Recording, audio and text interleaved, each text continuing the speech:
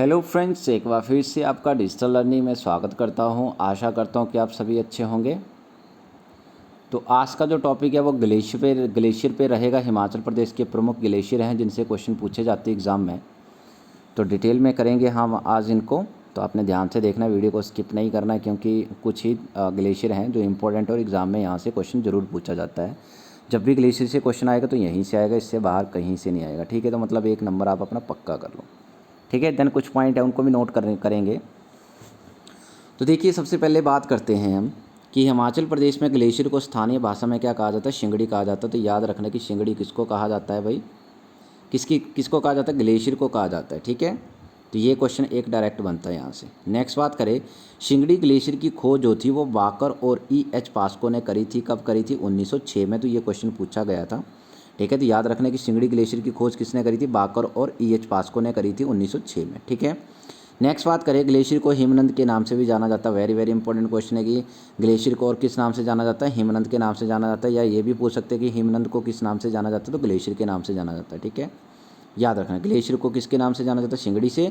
और एक ग्लेशियर को हिमनद के नाम से भी जाना जाता है। ये दोनों आपने याद रखने हैं। ठीक है, नेक्स्ट बात करें तो ग्लेशियर नदियों को पानी देते हैं। ठीक है, वह नदियों का उद्गम का प्रमुख स्रोत भी है। ठीक है, ये जो ग्लेशियर है ये पिघल के क्या करते हैं?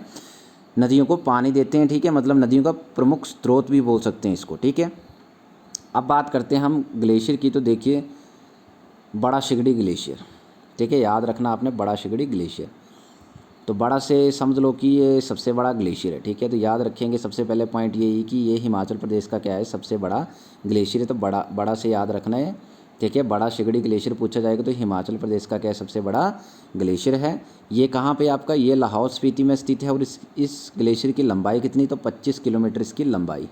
ठीक है, देन पॉइंट बात कर लेते हैं कि इस ग्लेशियर से चंद्रा नदी मतलब चिनाब नदी को क्या मिलता है? पानी मिलता है। किससे मिलता है भाई? शिंगड़ी ग्लेशियर से चिनाब नदी को, जो चंद्रा नदी है उसको पानी मिलता है। ठीक है, नेक्स्ट बात करें तो इस ग्लेशियर से चंद्रताल झील बनी है।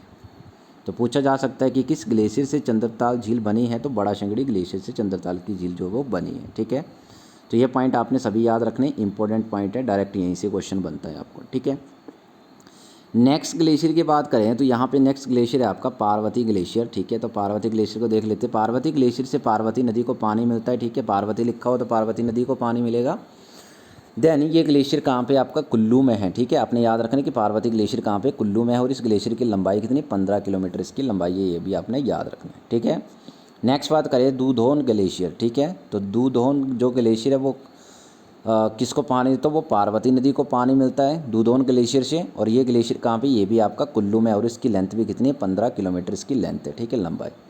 तो ये दोनों आपके पार्वती नदी को पानी देते हैं और इनकी लंबाई जो वो 15 किलोमीटर है। दोनों की याद रखना। और दोनों कहाँ पे है? कुल्लू में है। ठीक है, दोनों की याद नाम रखना। नेक्स्ट बात करें मुल्किया दर्रा। इंपॉर्टेंट है मुल्किया दर्रा भी, ये भी पूछा जाता था। ये कहाँ पे है? ये लाहौल स्पीति में मुल्किया दर्रा है। और इस ग्लेशियर से भागा नदी को पानी मिलता है। तो याद रखना कि ये मुल्किया ग्लेशियर से किस नदी को पानी मिलता है? तो भागा नदी को पानी मिलता है। और इसकी लेंथ कितनी है? तो 12 किलोमीटर जो वो इसकी लंबाई है, आपने याद रखना है। ठीक है, मुल्की दर्रा और म्यार दर्रा मुल्किया ग्लेशियर और म्यार ग्लेशियर दोनों ही इकट्ठे पूछे जाते हैं एग्जाम में।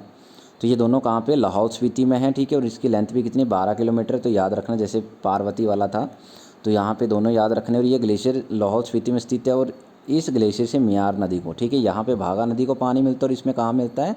म्यार में म्यार नदी को पानी मिलता है। तो म्यार से आप याद रख सकते हो कि कौन सी नदी है। ठीक है, और दोनों ये कहाँ पे? आपके लाहौल एंड स्पीति में। नेक्स्ट बात करें गेफांग ग्लेशियर।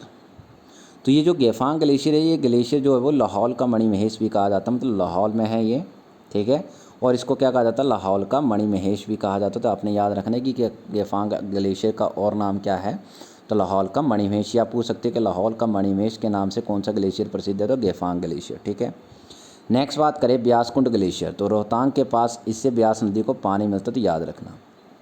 ठीक है, तो पूछा जाता है ना क्वेश्चन की ब्यास नदी का उद्गम स्थान कौन सा? तो ब्यास कुंड है। ठीक है, रोहतांग के पास है ब्यास कुंड, नदी को पानी मिलता है। नेक्स्ट बात करें कुल्टी ग्लेशियर। ये भी इंपॉर्टेंट है, पूछा जाता है। तो ये ग्लेशियर कोकसर के पास स्थित है, याद रखना। ठीक है, अब मुझे ये बताना है कि कोकसर जो है, कमेंट में, ठीक है, कि कोकसर जो है वो कहाँ पे है? ठीक है, कौन से ज़िले में है कोकसर? ये आपने मुझे कमेंट करके बताना है, कमेंट बॉक्स में।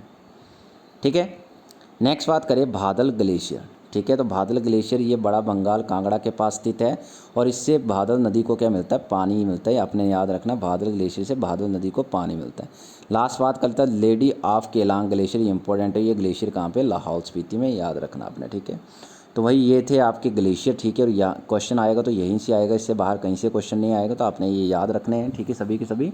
और वीडियो कैसी लगी, अच्छी लगी होगी तो लाइक कर देना, सब्सक्राइब कर लेना चैनल को, देन कमेंट भी कर देना और शेयर भी कर देना वीडियो, ताकि जितने भी लोग हैं, ठीक है, वो जान सके इसके बारे में।